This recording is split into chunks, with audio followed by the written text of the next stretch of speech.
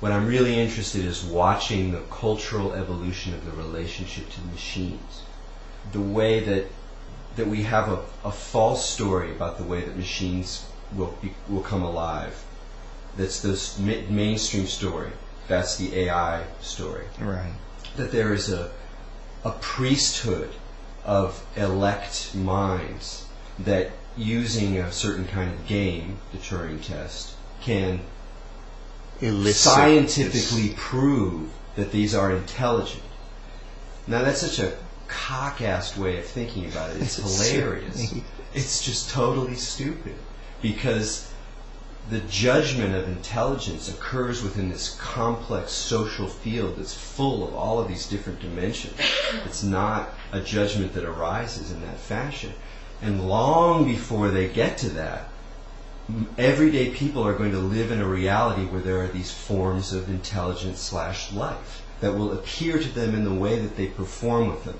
Doesn't matter what their ontology is. We'll never know whether they're intelligent or not. Yes, well, what to make of being beaten by a chess program? I mean, you certainly don't assume that you've been displaced by another intelligence. On the other hand, you've been beaten soundly. So that's a wonderful example in the third game of that match. Where Kasparov and Deep Blue. Yeah, where Deep Blue did, and I don't know chess at all, Zippo, but Deep Blue did something, and Kasparov described it as being. Then I was playing, before I was playing with a machine. Then I was playing with an opponent. Right. It was surprising. All the chess wizards watching were like, "Whoa, what the fuck is that?" It's smart. And that was the game. Right. And it was when he described like this man who otherwise is very much in the mindset of the AI world, in the sense that intelligence is a kind of mathematical game that can be tested. Still a rather elite definition of intelligence.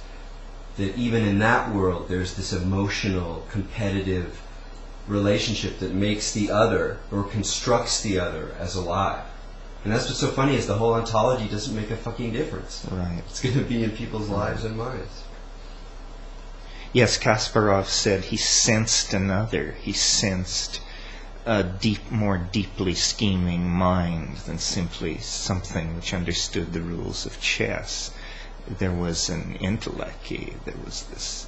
It sounded quite freaky. Sounds very freaky. And then he lost. Yeah. Within 6 moves, it was hopeless. And it was funny because you can imagine how that would happen mechanically. Also, is that you build up, a system of information processing, and from the other person's perspective, how you produce the display is unimportant. It's just this kind of magical display. Well, it would be a wonderful thing to put some coding time into. That would be a great prank.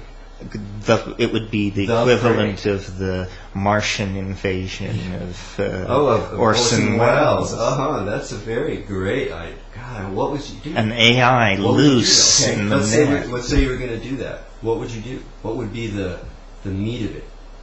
Well, it depends on your political agenda. I mean, I can imagine beginning to turn off military machinery around the planet and just pull air bases, ships at sea, all this stuff just shutting down.